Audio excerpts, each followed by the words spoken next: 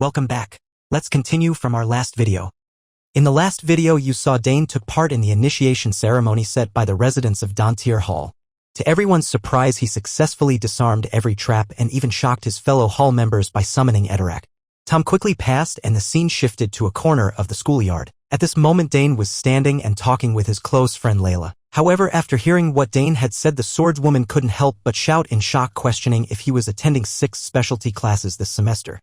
In response, Dane slowly explained that there were only 3 specialties and each required 2 classes. Layla shook her head at Dane's rather calm reaction, reminding him that there were also general education courses and questioning how he was supposed to have time to sleep. She mentioned that usually in the first year it was only 4 classes. Dane replied, not particularly stressed about it, that he guessed he could skip the first one. Hearing this, Layla gave him a look of disapproval, questioning how he could be so carefree and stating that that was why military studies got added to the autonomous major classes. She lamented, saying that she really hated military studies and that her grades had dropped a lot in the first semester because of it. Dane had to agree with her, muttering under his breath that it really was the hardest subject. Layla checked the time and spoke up, realizing that Dane was the top student and saying that she would see him in the swordsmanship class later, as she had to go to a general education lecture.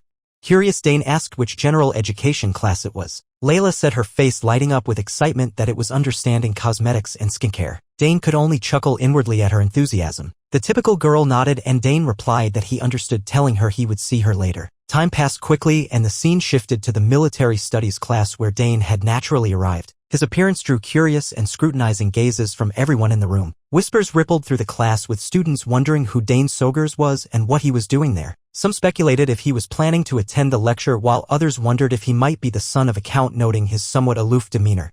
One student thought they understood what others meant by his aloofness. The gossip reached Dane's ears, making him feel a bit uncomfortable. He silently muttered that he could hear everything, then opened his textbook, preparing himself for the general education military studies lecture. Based on what he had read the day before, there were things he knew, but also things that were completely contrary to what he expected.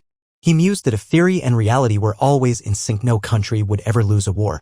However, he also thought that the reason military theory was taught was because the fundamentals were very important. Just as this thought crossed his mind, a middle-aged professor with a stern face walked into the classroom, causing the entire room to fall silent. The professor greeted everyone, introducing himself as Francisco Gavious, the one responsible for teaching military theory, and told them they could simply call him Professor Gavious. He announced that they would begin the lesson after taking attendance. Looking at the serious expression on the professor's face, Dane couldn't help but think more highly of him.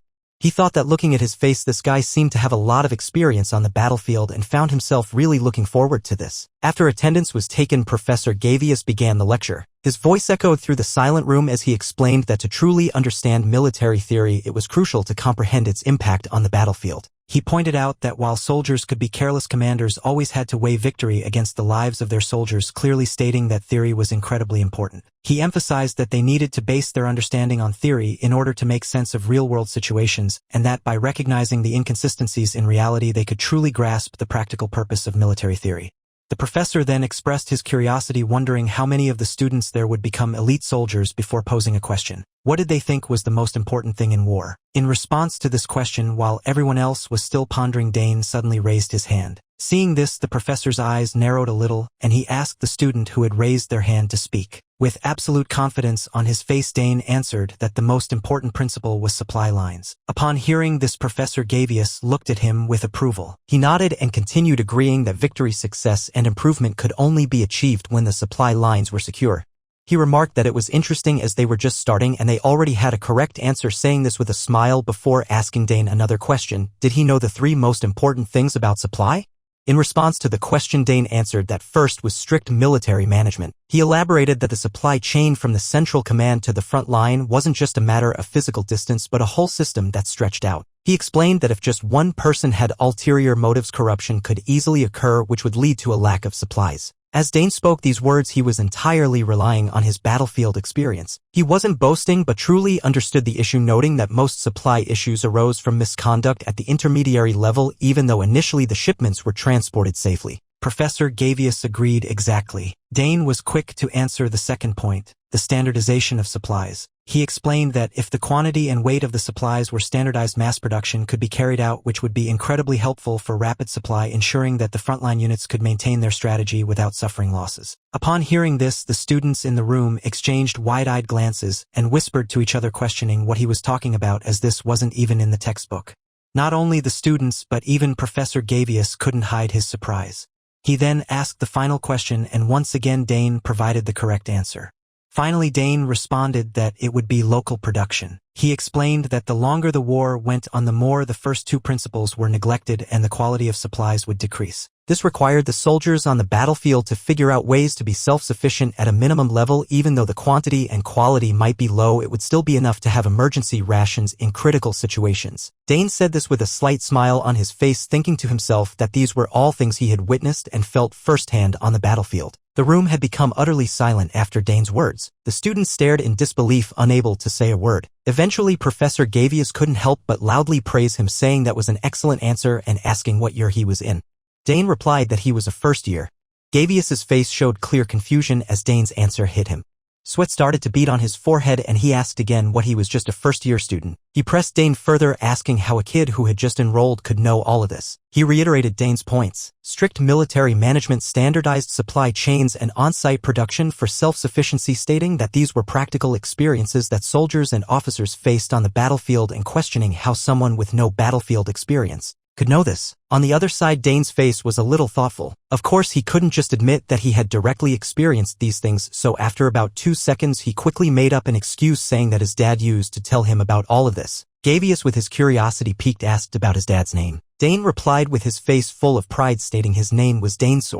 Once Gavius heard the family name, he was immediately convinced. The Sogres family, so he was the son of the Green Gale. That explained it. If he was from the Sogres family, then he must be the student who passed the Spearmanship major exam. No wonder his level of knowledge was different from other first-year students. With this realization, Gavius no longer had any doubts. He raised his voice and addressed the whole class, exclaiming for them to hear that the military theory they were about to study was exactly what Dane Sogres had just explained, emphasizing that applying theory to real-world situations based on textbook knowledge was the ultimate goal of military studies. He then moved on to the next section, turning to Dane with his face filled with anticipation, remarking that it had been a long time since a Sogres who was this outstanding had appeared. Time passed quickly, and as the class ended, Dane was in a bit of a panic as he rushed out of the room, muttering to himself that he had almost gotten pulled into the Imperial University right after class ended. Professor Gavius had called him over and tried to convince him to enroll in the Imperial University. It seemed like the professor was in a hurry. Dane then recalled the advice from his sister Claire. If anyone suggested he apply to the Imperial University of the Althean Empire, he should just refuse, decline, and leave immediately. Her advice had come in handy, but it seemed like the professor wouldn't give up that easily. Dane then thought about his real issue. He still wasn't used to the academy's map. It was so huge. The meeting place with Layla was at the central fountain square. Thinking to himself, Dane squinted at the map in front of him. It didn't take long before he located his target, muttering to himself that crossing the Mist Garden was the fastest route. The Mist Garden was a place where even on cloudy days visibility was so limited it felt like there was fog everywhere, making it easy to get lost and wander around inside. It was a vast garden enveloped in mist, which caused people to avoid it altogether. On top of it, there were rumors of ghosts appearing at night, but Dane thought this place didn't seem as bad as what his older sister had said, noting that the weather was good and he had already arrived here so quickly. Just as he finished speaking, as if to prove him wrong, he suddenly heard a desperate scream from behind, someone calling for help, asking if anyone was there. Hearing the pitiful cry, Dane turned around to see where the sound was coming from. His curiosity piqued. He wondered if someone was there, noting that the sound came from inside. His mother had always told him that if he ever heard someone in danger, he should help immediately. With enough time before the next class, he figured he could rescue whoever needed help and still make it on time. Dane reminded himself of this and quickly headed in the direction of the scream. Not long after, Dane successfully rescued a nameless student. After being saved, the young man gratefully thanked him, saying he thought he would be stuck in there forever. Dane waved it off and asked if he was hurt anywhere. The young man, who wore glasses, replied that he was a little tired but otherwise fine. Then he introduced himself as Ernest Dillon, a first-year student in the exploration department. Hearing this, Dane stared at the confused young man as if he were an alien, voicing his surprise that an exploration student had gotten lost. His voice was filled with such surprise that it made Ernest's face turn a little red with embarrassment. Ernest explained that he had gotten too excited and just wandered around without thinking excited enough to get lost. Dane sighed but quickly brushed it off, telling him to forget about that and asking more about his family.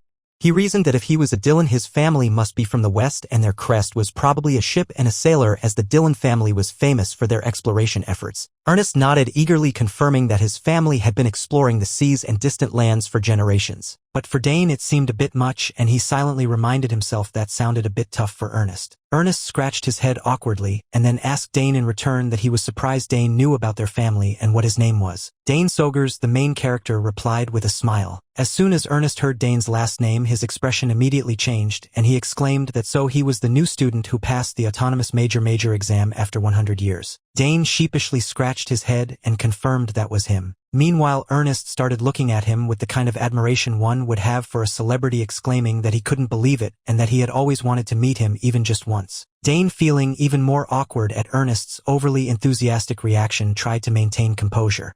However, after a moment, he noticed something unusual about Ernest's appearance and furrowed his brows. He said Ernest wasn't injured, but what were those bruises and those scars? They didn't seem like the kind you'd get from an exploration accident. Dane thought to himself, a certain idea forming in his mind. To confirm his suspicions, Dane decided to ask if Ernest had been exploring this garden. Hearing this, Ernest responded that he would call it excitement rather than exploring, explaining that for him anything new he encountered was an exploration, not just this garden, but people, objects, everything.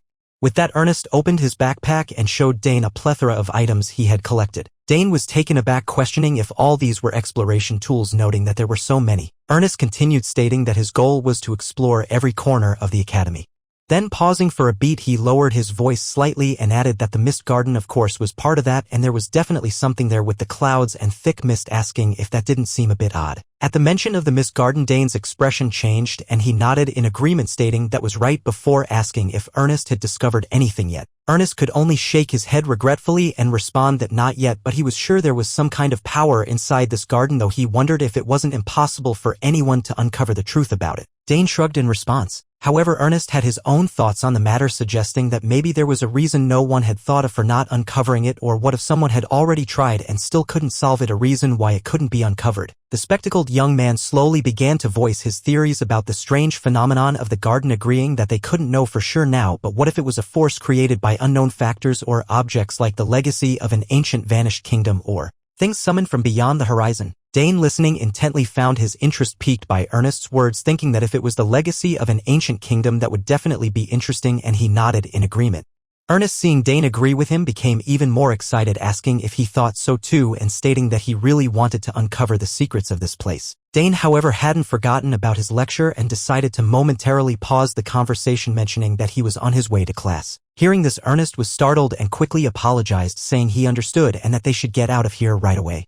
But before they could even move, the weather suddenly changed and it began to rain heavily, making Ernest's face fall. He turned to Dane, his voice urgent, stating that this was bad and that he had heard that when it rained the mist became even thicker, questioning if that was the case it would be hard to get out, right? Ernest gritted his teeth and confirmed. Sure enough, as they spoke, the mist around them began to thicken, reducing their visibility significantly. Ernest pulled out a compass from his bag to try to determine their direction, but the needle spun wildly, unable to settle on any fixed point. Ernest said bitterly that, as expected, the compass wasn't working and they couldn't move forward like this.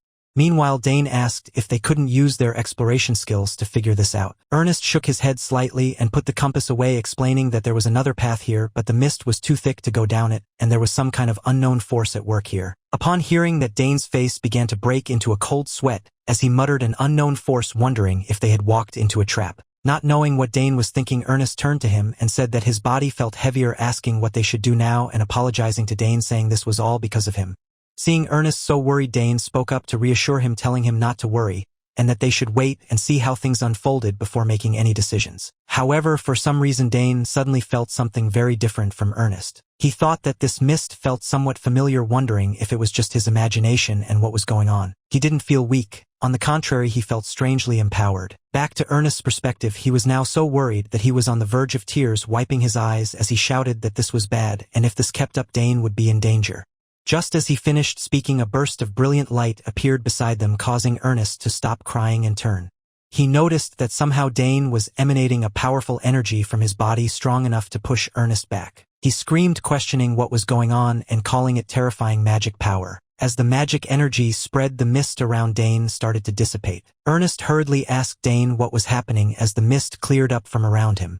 In response, Dane's face grew more confident, and he told Ernest to let go, saying he thought he knew the way out now. Ernest asked in astonishment how he knew. However, Dane didn't elaborate much, thinking to himself that maybe he could uncover the secret of this place. With that, they both began moving quickly behind Dane. Ernest couldn't suppress his curiosity any longer, wondering what was going on, as this was the mysterious mist that even many mages couldn't unravel, yet Dane was walking through it like it was nothing, and the mist was clearing wherever he went, making the visibility clearer, remarking that Dane was really a miraculous guy. Before long, Dane quickened his pace, reminding Ernest that they were almost there. Ernest said excitedly that Dane had found the way. However, the place Dane led him to was entirely different. They had reached the center of the misty garden. Ernest gasped in surprise, looking at the fountain in front of them. That's a wrap. The story continues in my next video. Like and subscribe to stay notified.